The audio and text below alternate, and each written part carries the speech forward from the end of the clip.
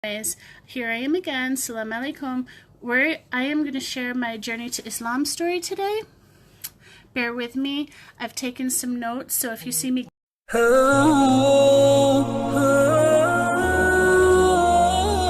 Bismillahirrahmanirrahim. Tammy Perkins, mualaf kelahiran New Hampshire, tumbuh dan besar di lingkungan yang tak beragam. Kota yang terletak di timur laut Amerika Serikat itu adalah kota Kristen kulit putih yang sangat kecil. Saya ingat sejak usia yang sangat muda, 5 atau 6 tahun, saya mulai berjalan kaki ke gereja lokal sendirian. Orang-orang di gereja itu benar-benar mengayomi saya dan mengajari saya tentang Tuhan, kata dia, dikutip dari About Islam, Ahad, 14 Juli 2024. Dia terlahir dari keluarga miskin. Ibunya mengirim Tammy dan saudara-saudaranya ke gereja untuk makan, karena gereja akan memasak makanan untuk orang miskin. Gereja selalu menjadi bagian dari hidup saya, kata dia.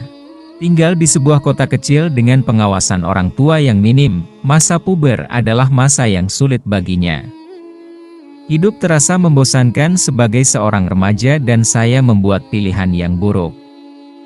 Pada usia 15 tahun Tammy hamil. Belum menikah dan hamil. Pada saat saya berusia 19 tahun, saya memiliki 2 anak perempuan, kata dia. Dia merasa terberkati dengan kehadiran anak-anak perempuan yang cantik.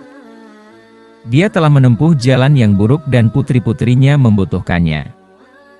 Jadi saya melangkah maju dan saya mencoba yang terbaik untuk melakukan yang terbaik bagi mereka, kata dia. Setelah peristiwa September 11, Tammy mengaku menjadi sangat konservatif secara politik.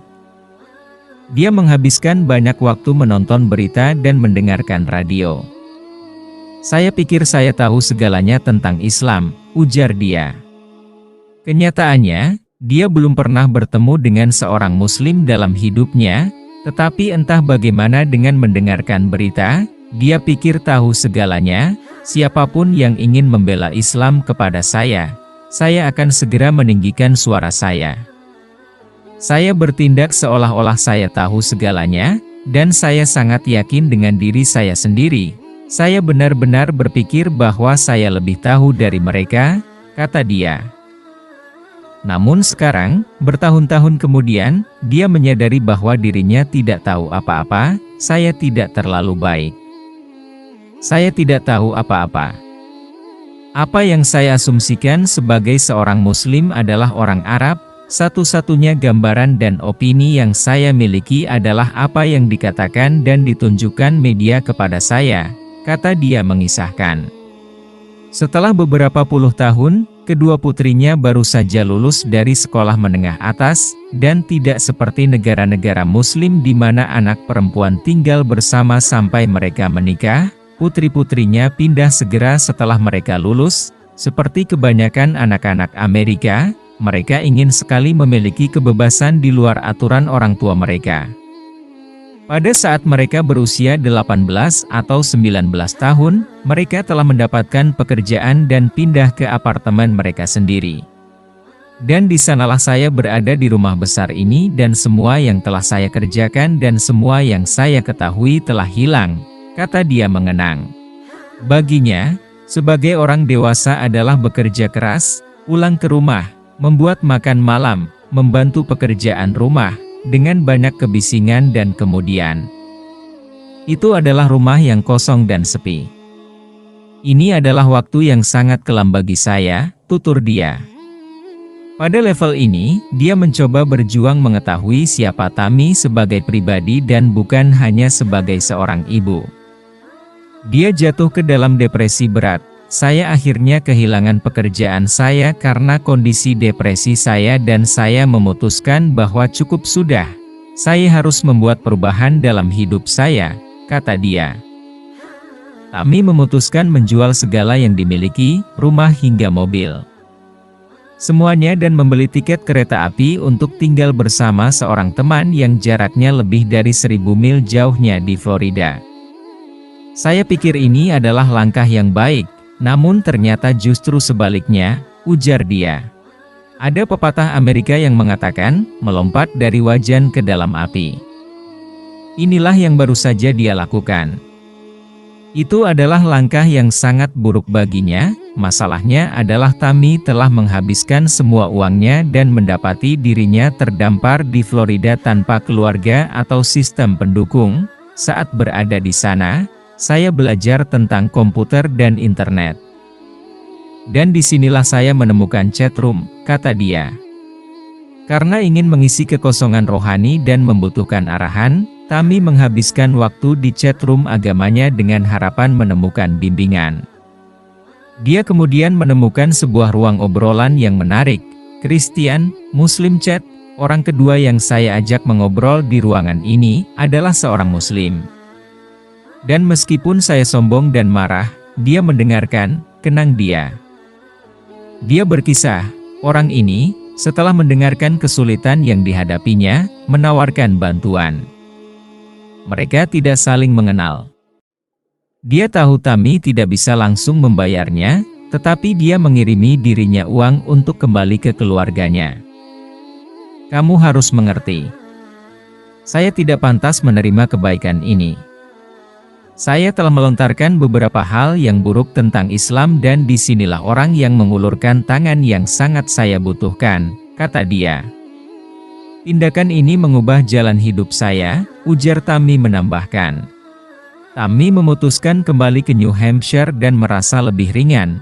Hatinya berubah, dia mulai menonton video tentang Islam, terutama kisah-kisah mualaf.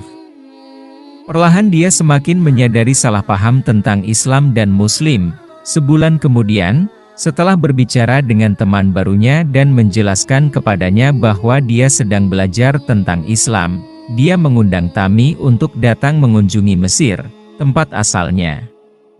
Setelah beberapa kali ragu karena revolusi yang sedang berlangsung dan ketidakpastian saya tentang Timur Tengah, saya setuju. Saya mendapatkan paspor saya dan berangkatlah saya, kata dia. Ini adalah kali pertama dia ke Mesir. Dia kagum. Berada di Mesir tidak pernah dia alami sebelumnya. Pagi hari setelah saya tiba, saya pertama kali mendengar suara adzan. Saya menangis, kata dia. Tammy kemudian melihat orang-orang sholat di jalan-jalan, di toko-toko, dengan orang-orang lain, dimanapun mereka berada, mereka sholat. Aku menangis, ujar dia. Dia bergumam, mereka tidak malu-malu menunjukkan kecintaan mereka kepada Allah. Saya menginginkan hal itu. Saya menginginkan hal itu dalam hidup saya, kata dia. Dia semakin penasaran dengan Islam. Kehausan akan pengetahuan tentang Islam meningkat 10 kali lipat. Saya membaca dan menonton semua yang saya bisa, papar dia. Tammy menginginkan kehidupannya lebih teratur. Dia merasa ingin memiliki struktur dalam hidup. Sholat 5 waktu dalam pandangannya, memberikan semua itu. Saya membutuhkan aturan. Aturan seperti tidak boleh minum alkohol dan tidak boleh berhubungan dengan laki-laki sebelum menikah, kata dia. Dia menyadari, alkohol selalu ada dalam hidupnya dan tidak pernah memberikan sesuatu yang baik bagi dia. Dan berhubungan dengan laki-laki sebelum menikah tidak pernah membawa kebahagiaan baginya, justru membuat dirinya kesepian dan merasa tidak cukup baik. Setelah 1 pekan berada di Mesir, Tammy akhirnya memutuskan bersyahadat. Saya harus menjadi seorang Muslim, ujar dia. Setelah memeluk risalah Allah Subhanahu wa Ta'ala ini, Tammy mengaku ada 2 pelajaran yang paling berharga menuju Islam adalah bahwa bahkan di tempat yang paling gelap sekalipun, saat-saat paling kelam yang dia pikir tidak akan bisa keluar darinya, Allah tidak pernah meninggalkannya. Saya yang sekarang, saya tidak akan pernah menduga 5 tahun yang lalu bahwa saya akan berada di sini. 5 tahun yang lalu, saya pikir saya tahu segalanya. Aku sangat salah, kata dia, berpeganglah pada harapan, berpeganglah pada Allah, karena sungguh Dia luar biasa, dan Dia akan menarik Anda keluar dari sana, ujar dia menambahkan. Pelajaran lain yang dia petik adalah memberikan kebaikan, bahkan kepada orang yang jahat kepada Anda. Berbuat baiklah karena hal itu akan mengubah hati. Jika seseorang tidak mengulurkan tangan kepada saya di saat-saat tergelap, entah di mana saya berada, tapi seseorang melakukan sesuatu yang baik untuk saya dan itu mengubah seluruh cara pandang saya, tutur dia. Berbuat baiklah dimanapun Anda bisa. Ketika Anda melihat seseorang mengalami hari yang berat, berikanlah kebaikan. Kebaikan yang Anda berikan dapat mengubah hidup seseorang, kata dia menambahkan.